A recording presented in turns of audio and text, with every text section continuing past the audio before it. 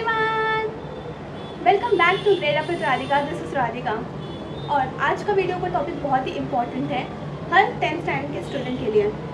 Science लिया है और साइंस में अगर 80 आउट ऑफ 80 लाने का सपना है, so this video is for you. तो मैं आपको आज अभी एक सवाल पूछने वाली हूँ। आपको ने कभी सोचा है कि आपको 7th और 8th का या उनके पहले के स्टैंडर्ड में जब साइंस नया नया आया था तब आप उसको कैसे पढ़ते थे? आई एम श्योर आधे से ज़्यादा लोग तो उसको क्यूरियस होकर पढ़ते थे, क्योंकि स्पेस के बारे में, हीट के बारे में, साउंड, छोटी छोटी इन्फॉर्मेशन हमको मिलती थी। तब हम कितने एक्साइटेड होके, क्यूरियस होके पढ़ते थे, क्योंकि हम तब छोटे थे और हमें सारी चीज़ों को करते हुए, देखते हुए बहुत अच्छा लगता था, है कि नहीं? पर 9th में आने के बाद थोड़ा कुछ अलग हुआ। साइंस बेसिक उतना नहीं रहा, बेसिक से थोड़ा एडवांस हुआ और अब और ज़्यादा एडवांस होने वाला है आपके 10th स्टैंडर्ड में।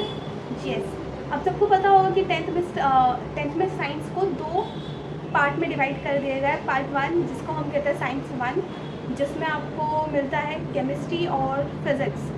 तो साइंस 1 में फिज़िक्स और केमिस्ट्री रहती है आपकी, और साइंस 2 जिसे बायोलॉजी और एनवायरमेंटल स्टडीज़ इंक्लूडेड रहता है। सो आज की वीडियो में मैं आपको साइंस 1 के बारे में बताने वाली हूँ कि किस तरह से आपको उसको पढ़ना है, किस तरह से चीज़ों को लेना है। अभी आपके स्कूल स्टार्ट हुए हैं, पर ऑब्वियसली थोड़े टाइम के बाद, एक आध महीने के बाद या कुछ हफ्ते के बाद आपका फर्स्ट यूनिट टेस्ट एग्ज़ाम होगा। तो उसमें से 2-3 चैप्टर तो आते हैं। तो अभी से किस तरह से पढ़ें कि आपको यूनिट टेस्ट में अच्छे मार्क्स लाए, आप यूनिट टेस्ट में अच्छा परफॉर्म करो और जिसके वजह से आपका कॉन्फिडेंस हाई रहे और फिर आप अपने बोर्ड्स के लिए भी वेल प्रिपेयर रहे। So hello, let's start the video.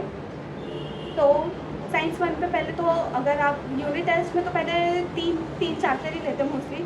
तो साइंस 1 के पहले 3 चैप्टर में से फर्स्ट चैप्टर है ग्रेविटेशन, जो कि कई स्टूडेंट को हार्ड लगता है, क्योंकि मैं भी उनमें से एक थी।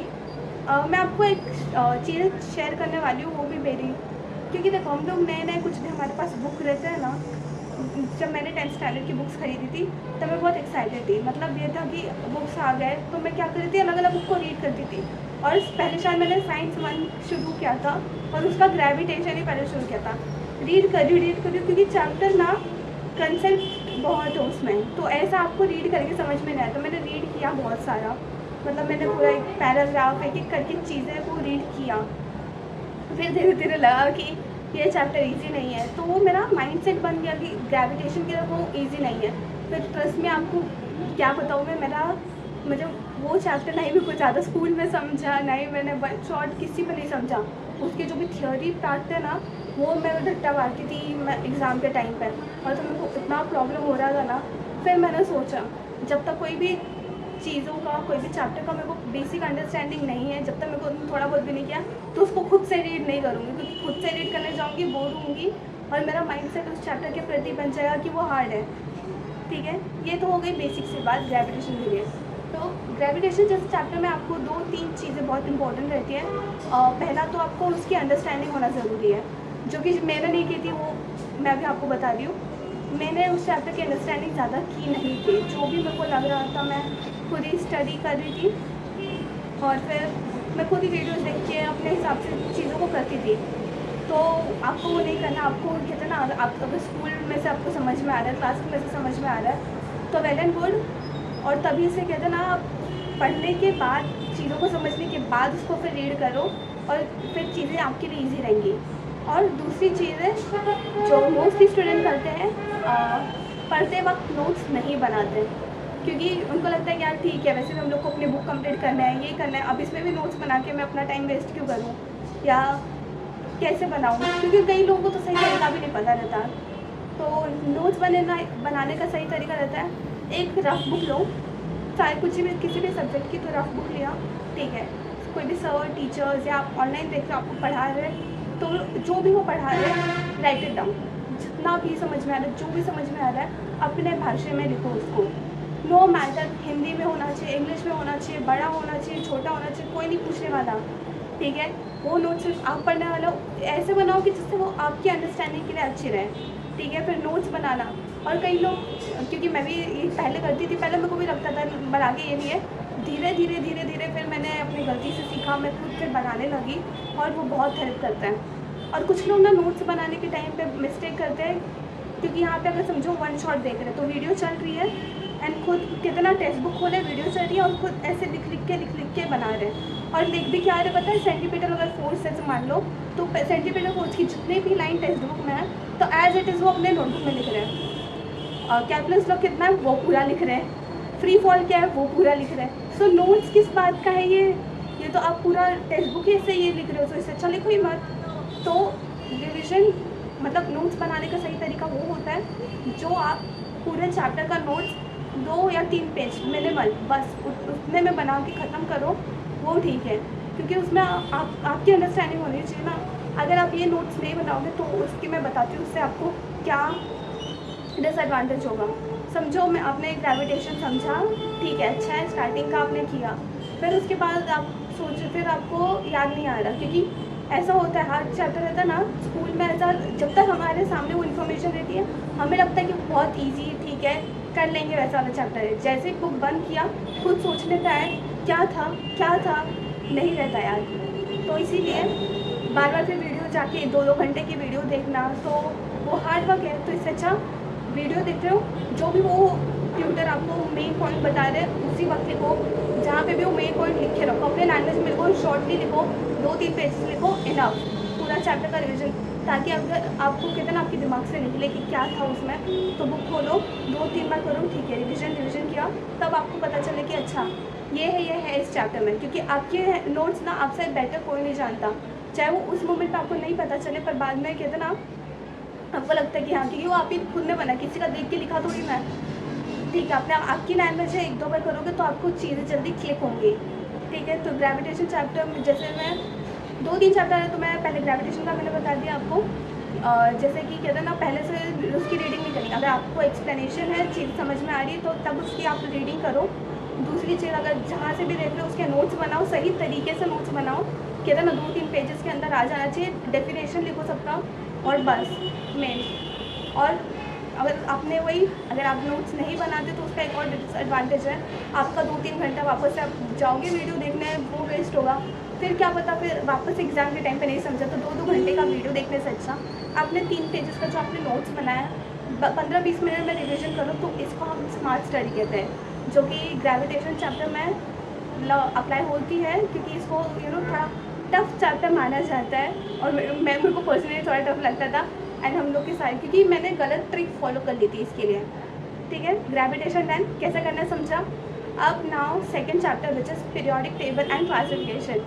तो ये चैप्टर बहुत ही कहते हैं ना ईजी है और लोगों का फेवरेट चैप्टर है, इवन माई टू, क्योंकि इसमें ना बहुत सारी चीज़ें हैं। बिकॉज आप देखो न्यूलैंड, डॉबिनायर का कहते हैं ट्रायड, इसका ऑक्टेव, तो आपको चीज़ें कहते हैं ना थोड़ी मेंडलीव, पीरियोडिक टेबल, कहते हैं ना इलेक्ट्रॉनिक कॉन्फ़िगरेशन, एलिमेंट, उनका नंबर्स, उनका सिंबल, आपको 20 तक कहते हैं लर्न करो। तो ये भी वही है, मतलब ये भी कुछ बहुत बड़ा रॉकेट साइंस नहीं है, ये बट ईजी चैप्टर है।